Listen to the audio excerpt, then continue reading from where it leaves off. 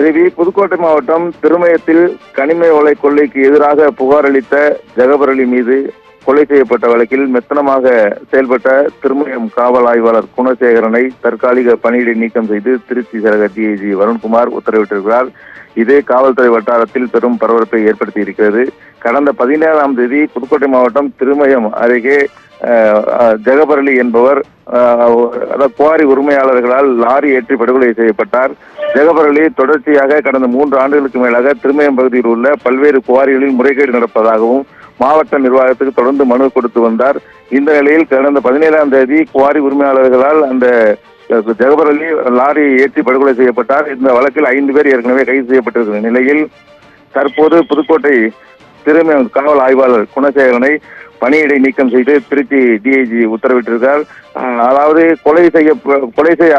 ஜெகபர் அலி கொலை செய்வதற்கு அரை மணி நேரத்துக்கு முன்பாக அந்த கொலையாளிகளுடன் அந்த காவல் ஆய்வாளர் பேசியதாகவும் கூறப்படுகிறது.